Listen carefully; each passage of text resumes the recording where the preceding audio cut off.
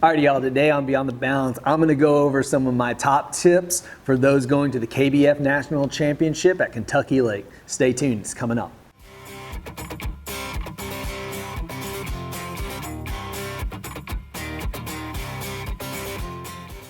Alrighty y'all, Lou here from Beyond the Bounds. This is a channel geared towards bass fishing and gear review, so if you like that sort of thing, click that subscribe button up top. Let's get into today's topic, talking about the things that I want you to know and be prepared for when you go to Kentucky Lake at the KBF National Championship this year. So question of the day, are you going? Throw that down in the comments section below. Any other questions that you might have, I read pretty much all of the comments, so if you throw one down below, I'll probably get it and probably be able to respond to you. All right guys, so you're going to the KBF National Championship. Let me just tell you, you are going to have a blast. I've been to the last two at Kentucky Lake and I'm really bummed that I'm not getting to go this year, but because I was buying my boat and not competing as much, I didn't qualify this year. I wanted to make this video to give you guys an idea of what you can expect the competition and the KBF National Championship to be like. So first and foremost, number one is while you're there, talk to people, make those connections. A lot of people are going to be there.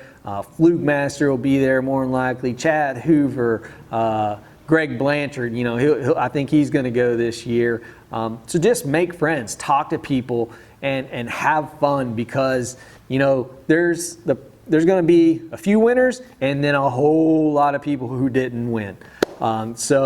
You're going to have to put yourself in the best position possible to just truly have a good time, enjoy the experience of being able to compete for $100,000 in a kayak, y'all. I mean, come on. I mean, that's pretty daggum awesome that it's grown that big. Hats off to Chad Hoover, Torquedo, all of those people who make that possible. Man, my hat's off to you. Thank you for doing that. It's an honor to be able to do that in a kayak. The next thing you need to prepare for is weather. Weather is going to just gonna probably suck, so be prepared. Have that mental, start prepping now that weather's gonna suck. The past couple times I've been there, the weather has sucked.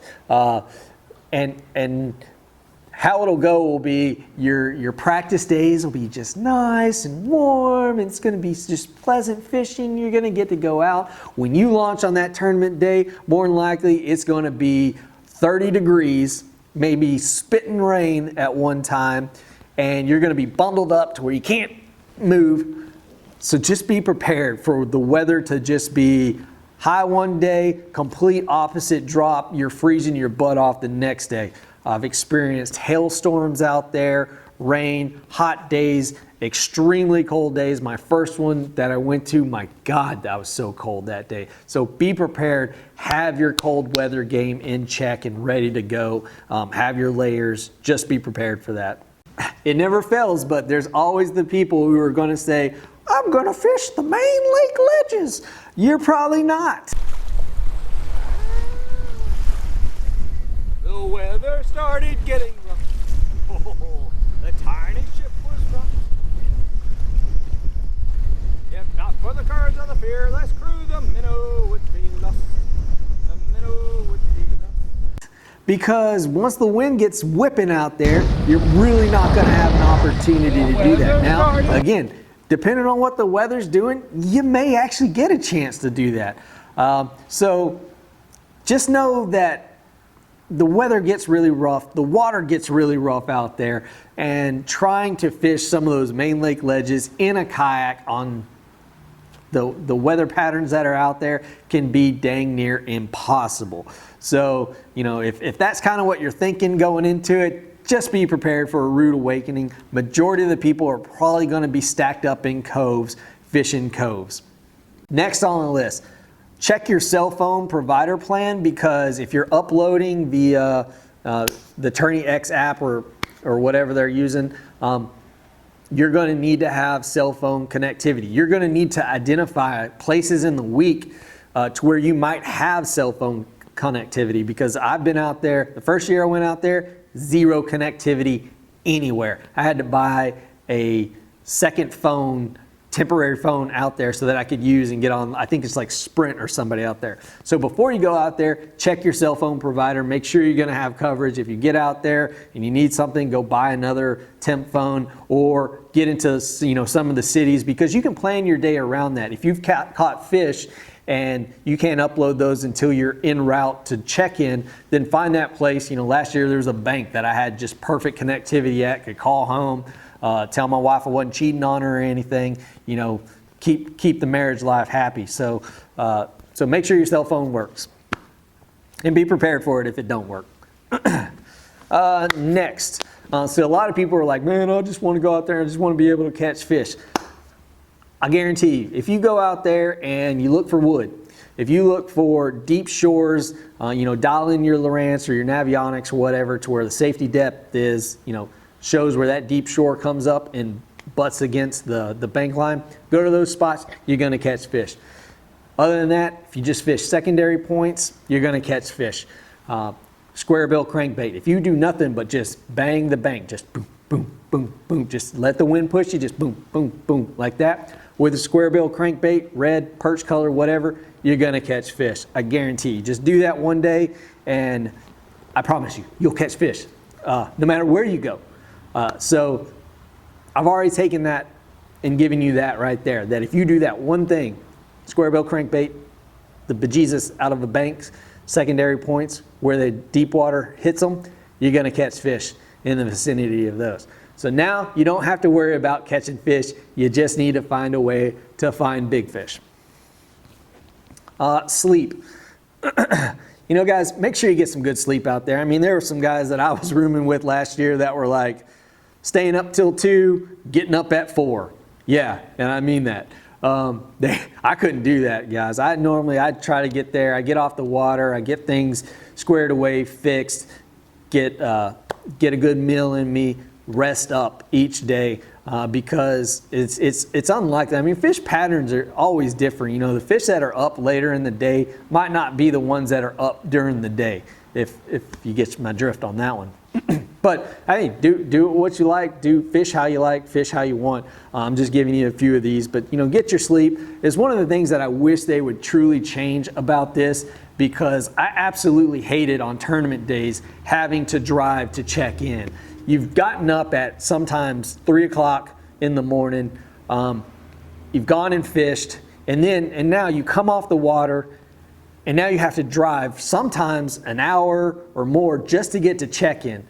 And then you have to stay there for several hours, and then you get back really late at night. I always say just institute some kind of phone call check-in system, something like that, button on Tourney X that you can press that, hey, I'm off the water, I'm good.